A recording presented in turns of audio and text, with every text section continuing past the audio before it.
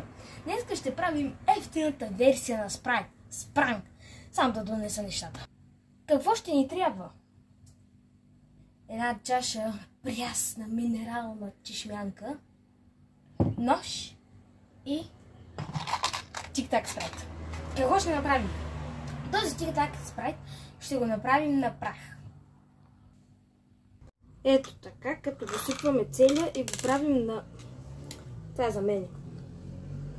И го режем. Абе, се върна, като съм готов. Едва го отрязах наполовина, не знам какво ще правя. Маняк! Той яката хвърча обаче. Айде, още малко ми остана и се включвам отгоре. Ако ви е интересно как го правя, ето, слагам тук. И то хвърчи. Сега ще фръкна навсякъде. И така. То път не фръкна, защото съм пред камера. Няма как това да го направя.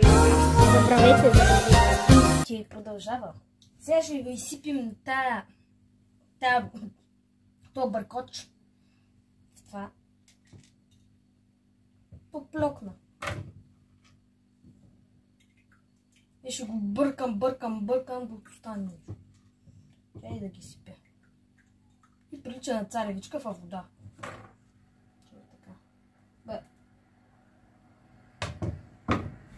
Ако стане нещо... Кратък апдейт. Мисля, че нещо почва да става. Няколко секунди по-късно почнах да го бъркам и става жълто. Дано да е вкусно като спрайт. След усилно бъркане стана това. Мирише на спрайт. Така че нека да го пробваме. Да извадим лъжицата, която 100% ще трябва да съдържа после. Причинявам си го. Тик-така стана бял.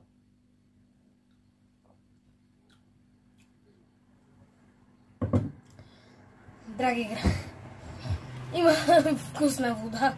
Само мирише на спрайт. Ма няма никакъв вкус. Колкото и да го бъркам, при малко ми дойде малко на ръката отида и ми ще ми да повърнам.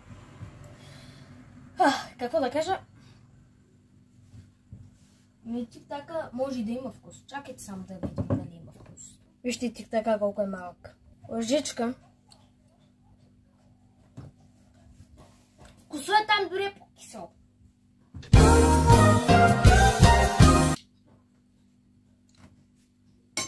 Дори е станало по-кисело. Но струва ли се да пробвате? Не. Закон. Ако искате по-малък и бял тик-так, ето видео.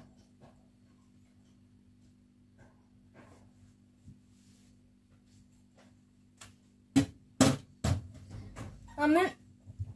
Започва заключение.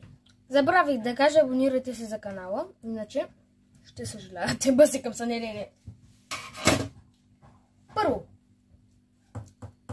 Измита чаша, не, мръсна чаша, не измита, не си заслужава да си го правите, така че бонусите ще се върне.